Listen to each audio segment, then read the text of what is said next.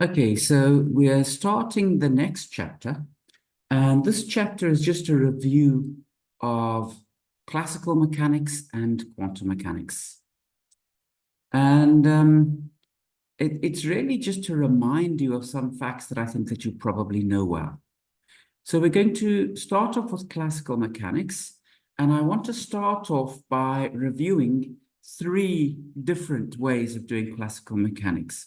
The first description is just Newton's mechanics, so when we use Newton's laws. The second description is when we do Lagrangian mechanics. And then the third description is when we do Hamiltonian dynamics.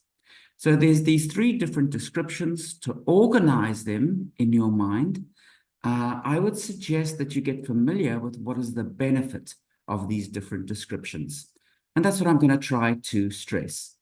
So first of all, from Newton's mechanics, what's the benefit? Well, it's deterministic. It shows us that nature is deterministic.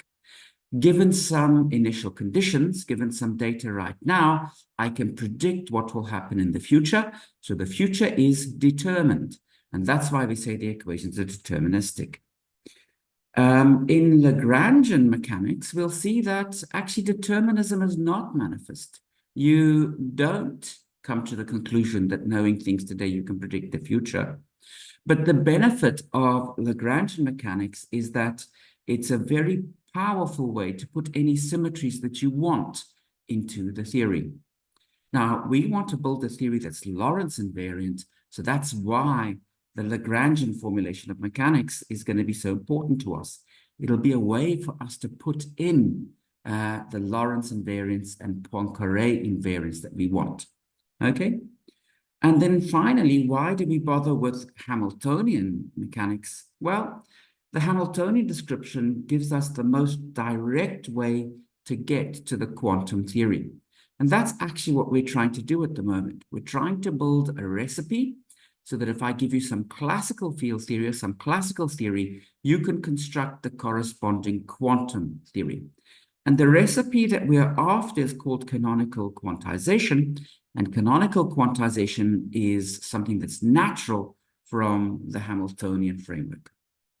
Okay, so let's get going. So first we will discuss Newton's mechanics. Okay, good. So, well, I'm going to work just in one dimension, but that's good enough for us. You can easily write down equations in higher dimensions if you want. The basic law is that the mass of the particle times its acceleration, so the mass times the second derivative of x with respect to t, is equal to the force felt by the particle. And this is equal to minus the derivative of the potential with respect to x. Now, I should say this is not the most general way you could write down Newton's second law. So we have already restricted ourselves to studying a conservative system. And basically what this means is we're studying a particle moving in a potential, okay? So it has some potential energy given by V, and that V is a function of X. So the amount of potential energy you have depends on where you are. Now, this is a second order differential equation. So we have to integrate this equation twice. And you know that with every integration, there's an arbitrary constant of integration. So if we want a unique solution, or a unique solution, we need to specify two initial conditions. Okay, two initial conditions because we're going to get two arbitrary constants of integration. And the two initial conditions that we specify the position of the particle, and we specify the velocity of the particle, so dx dt, also at 0. And sometimes I'll just write this as x dot at 0. Once you have specified x of naught and x dot of naught, then there is a unique solution to Newton's second law. So it means at this point, x of t, the position of the particle at any future time, is determined. And this is what we mean when we say that in this description, determinism is manifest. Okay, there you see it. If you know the present, okay, you know the present, so you know what's happening today, so you know x of naught and you know x dot of naught, then you can predict the future. Why can you predict the future? Because the future is determined.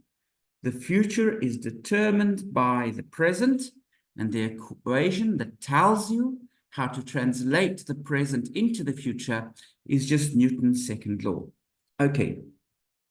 Now I would like to show you something. So I want to show you how you could have guessed that Newton's laws were second order in time. And well, I hope that this is going to work. So let me stop that broadcast. And even more than that, let me just get out of Zoom. Good. Okay. So how do we know that Newton's second law should have been second order in time? I want to do a little demonstration. So I have here a pen. I'm going to release my pen, and I caught it. It falls just down below, okay? If I decide to release my pen from a different initial condition, well, it didn't fall into my hand. I don't catch it. Why? Because the trajectory changed. There again, the trajectory changed.